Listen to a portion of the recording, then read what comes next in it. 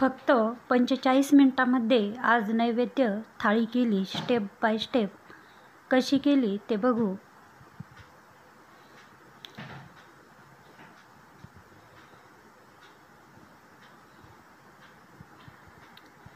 आता सगळ्यात आधी आळूच्या वड्या लावायच्या आहे. त्यासाठी 2 मोठे चमचे बेसन पीठ घेतलं. त्यामध्ये मिरची, लसूण ठेचा टाकला, तीळ टाकले, मीठ टाकलं, लिंबू पिळून टाकलं घशात खवखव होऊ नये म्हणून. पाणी टाकून घट्ट पातळ अंदाजानुसार वड्याचं पीठ मळून घेतलं. आता आळूचे पानं स्वच्छ धुवून घेतले व लाटण्याने या पद्धतीने लाटून घेतले, म्हणजे घशामध्ये खवखव होत नाही. या पद्धतीने सगळ्या वड्या लावून घेतल्या.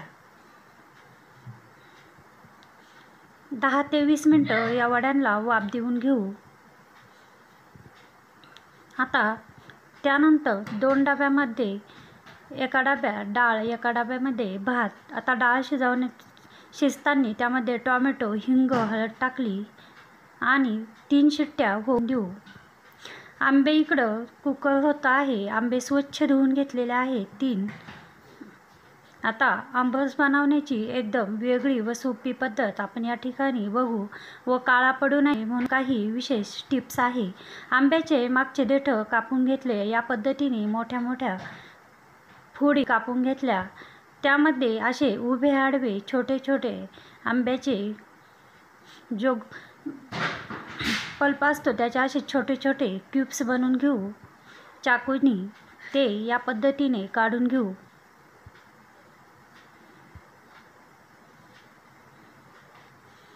या पद्धतीने सगळे आंब्याचा गर काढून घेतला. मोठं मिक्सरचं भांडं घेतलं. आंबट गोडनुसार साखर टाकून घेतली. आता काळा पडू नये म्हणून त्यामध्ये 5 ते 6 आईस क्यूब होऊन घेतल्या. एकदम दाटसर व घट्टसर असा बनतो व काळाही पडत नाही. या पद्धतीने मिक्सरच्या भांड्यामधून आंब्याचा रस बनवून घेतला.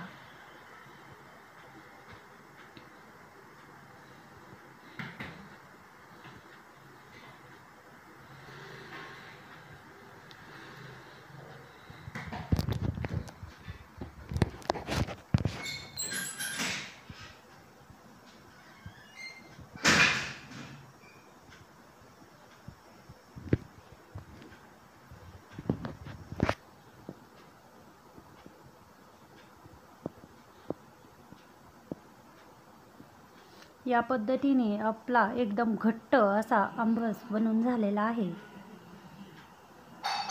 थंड होण्यासाठी ठेवून दिला. आता इकडं आपला डाळ भातही शिजून झालेला आहे, पण कुकराच्या शिट्ट्या अजून थंड झालेला नाही. तेवढ्या वेळेमध्ये मी कांदा कापून घेतला. भजे बनवण्यासाठी बेसन पीठ, मिरचीचे भजे बनवण्यासाठी बेसन पीठही मळून ठेवलं. ठेचा काढून ठेवला. डाळीला फोडणीसाठीही आलं, लसूण व 1 मिरचीची पेस्ट काढली.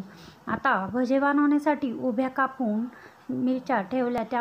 त्याला मीठ लावून ठेवलं. आता बटाट्याची भाजी बनवण्यासाठी एका पॅनमध्ये तेल टाकलं. त्यामध्ये मोहरी 1 चमचा टाकून घेतली. कापून घेतलेला कांदा, कढीपत्ता छान असा परतून घेतला.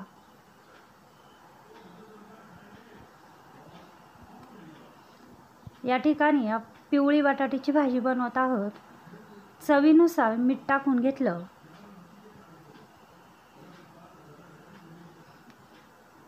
कांद्यामध्ये हळद टाकली. 1 ते 2 मिनिटं हळदही छान कांद्यामध्ये शिजून दिली. आता लसूण व मिरचीचा ठेचा यामध्ये टाकला. तोही 3 ते 4 मिनिटं कांद्यामध्ये शिजवून घेतला. त्याचा कच्चापणा गेला. आता इकडं आपले बटाटेही थंड झालेले आहे. डाळ भातही झालेला आहे. आता बटाटे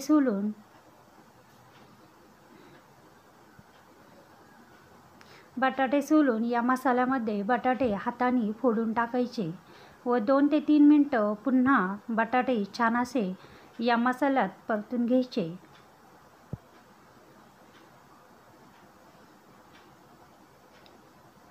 या पद्धतीने एकदम चविष्ट अशी पिवळी बटाट्याची भाजी आपली झालेली आहे.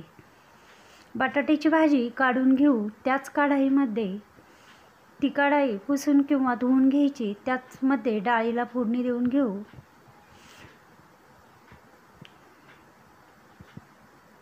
एक चमचा तेल टाकलं. त्यामध्ये मोहू एक चमचा जिरं ते चांगलं फुलून दिलं.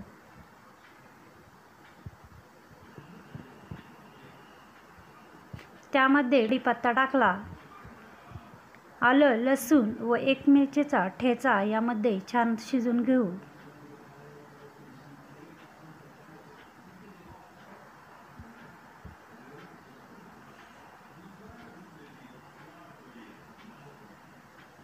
या तडक्यामध्ये एक चमचा हिंग, एक चिमूट हळद टाकून घेऊ. हळद आणि हिंग 1 ते 2 मिनिटं पुन्हा तडक्यामध्ये परतून घेऊ. शिजवलेली डाळ मॅश केली. आता डाळही यामध्ये टाकून दिली.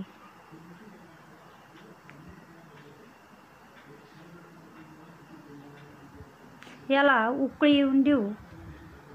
चवीनुसार मीठ टाकून घ्यायचं.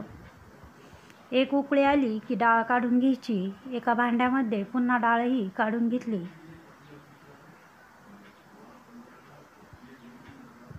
आता पीठ मळून घेऊ. यामध्ये चवीनुसार मीठ टाकायचं, तेल टाकायचं, एक चिमूट साखर टाकून घेऊ. 1 चमचा घट्ट असा पिठाचा गोळा मळून घेऊ. या पद्धतीने घट्ट असा गोळा मळून घेतला. पीठ जास्त वेळ भिजू न देता लगेच लाटण्यासाठी घेऊ. एक मोठा असा उंडा घेतलेला आहे. त्याची मोठी अशी, जास्त पातळही नाही जास्त जाडही नाही, या पद्धतीने पोळी लाटून घेतली. एकीकडे तेलही तापायला ठेवलं. आवडीनुसार साईजनुसार आपण या पद्धतीने पोळ्या बनवून घेऊ.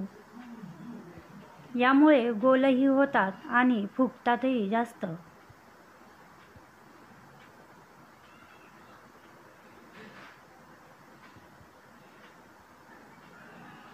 तेल तापलं. यामध्ये एक एक पोळी अशी तळून घेऊ.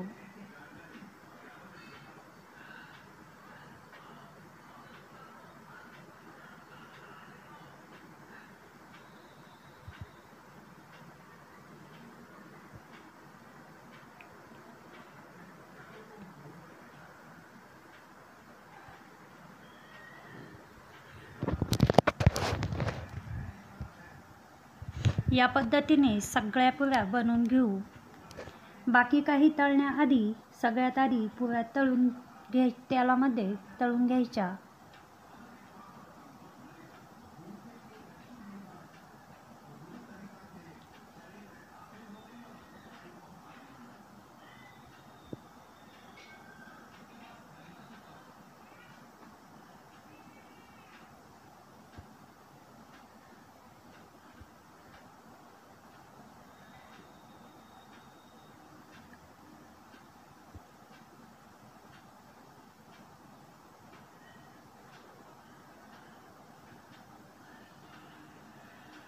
आता त्यानंतर बाकीचे कुरडई, पापड व जे मिरची कापून ठेवली होती त्याचे भजेही तळून घेऊ.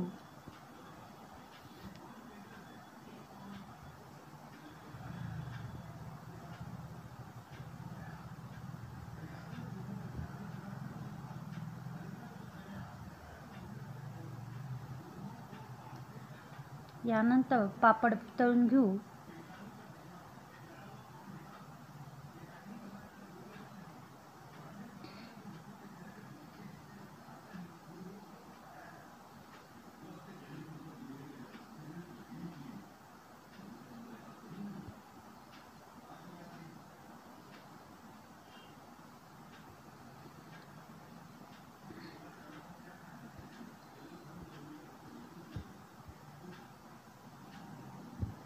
आता ही उभी कापून घेतलेली मधोमध कापून घेतलेली मिरचीमध्ये आतमध्येही बेसन पीठ आपल्याला घालून घ्यायचं.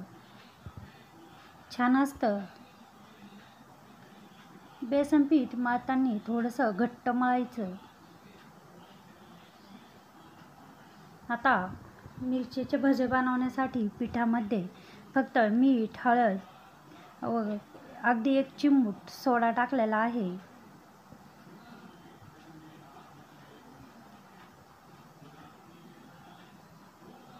आता हे भजे तळत असताना अगदी कमी हीटमध्ये तळायचे, म्हणजे मिरची छान अशी तळल्या जाते, शिजल्या जाते.